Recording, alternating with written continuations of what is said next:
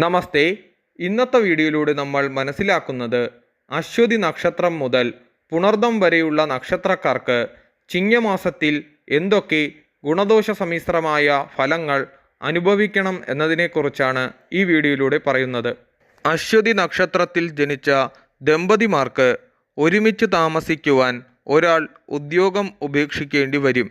കാർഷിക മേഖലയിൽ ആദായം വർദ്ധിക്കും. ഉദ്ദേശിച്ച വിഷയത്തിൽ ഉപരിപഠനത്തിന് ചേരും.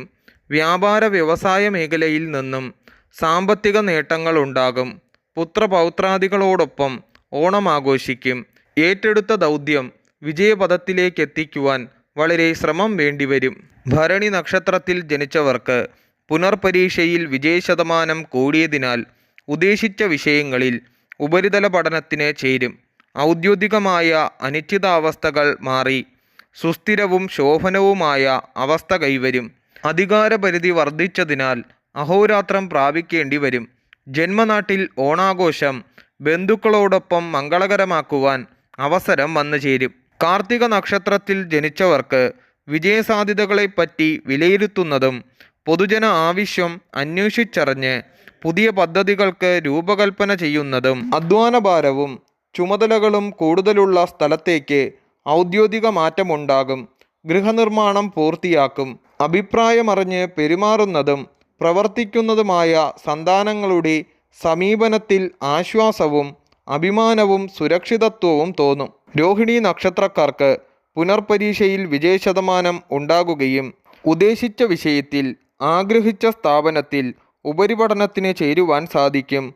പ്രവർത്തന മേഖലയിൽ പുരോഗതിയും സാമ്പത്തിക നേട്ടവും വന്നു ചേരും. കലാകായിക രംഗത്ത് വിജയമുണ്ടാകുകയും നറുക്കെടുപ്പ്, സമ്മാന പദ്ധതികൾ തുടങ്ങിയവയിൽ വിജയിക്കുകയും ചെയ്യും. മകയിരം നക്ഷത്രക്കാർക്ക് വർഷങ്ങൾക്കു ശേഷം മാതാപിതാക്കളോടൊപ്പം ഓണം ആഘോഷിക്കുവാൻ കഴിയുകയും ആശയങ്ങൾ വ്യത്യസ്തമായതിനാൽ സംയുക്ത സംരംഭങ്ങളിൽ നിന്നും പിന്മാറും. പൊതുവെ സുഖദുഃഖ സമ്മിശ്രമായ ഫലങ്ങളാണ് ഈ മാസം ഇവർക്കനുഭവിക്കേണ്ടത്. അറിവുള്ള കാര്യങ്ങളാണെങ്കിലും ചിലത് മറന്നുപോകും. വീഴ്ചകൾ ഉണ്ടാകാതെയും ഭക്ഷ്യവിഷബാധ ഏൽക്കാതെയും സൂക്ഷിക്കണം. പുതിയ കർമ്മപദ്ധതികൾ ഏറ്റെടുക്കേണ്ടി വരുമെങ്കിലും സാമ്പത്തിക ചുമതലയിൽ നിന്നും പിന്മാറുകയാണ് നല്ലത്. തിരുവാതിര നക്ഷത്രക്കാർക്ക് അസാധ്യമെന്ന് തോന്നുന്ന പലതും നിഷ്കർഷയോടുകൂടിയുള്ള പ്രവർത്തനങ്ങളാൽ സാധിക്കും. മക്കളുടെ വിദ്യാഭ്യാസം, ഔദ്യോഗിക വിഷയങ്ങളിലുള്ള ലക്ഷ്യപ്രാപ്തി ആശ്വാസം തോന്നും. കലാകായിക മത്സരങ്ങൾക്ക് പരിശീലനം തുടങ്ങും. നീതിന്യായങ്ങൾ നടപ്പിലാക്കുവാൻ നിയമസഹായം തേടും. കുടുംബത്തിലെ അഭിപ്രായ വ്യത്യാസം പരിഹരിച്ച് ആഹ്ലാദ അന്തരീക്ഷം സജ്ജമാക്കും. പുണർദം നക്ഷത്രക്കാർ നിലവിലുള്ള പാഠ്യപദ്ധതി ഉപേക്ഷിച്ച് തൊഴിലധിഷ്ഠിതമായ പാഠ്യപദ്ധതിയിൽ ചേരും. സന്താനങ്ങൾക്ക് സാമ്പത്തിക നിയന്ത്രണം ഏർപ്പെടുത്തും. അധികാരപരിധി വർദ്ധിക്കുന്നതിനാൽ കീഴ്ജീവനക്കാരെ നിയമിക്കും. ആഗ്രഹിച്ച പോലെ സന്താനഭാഗ്യമുണ്ടാകും. അനാവശ്യമായ അശുഭചിന്തകൾ ഉപേക്ഷിക്കണം.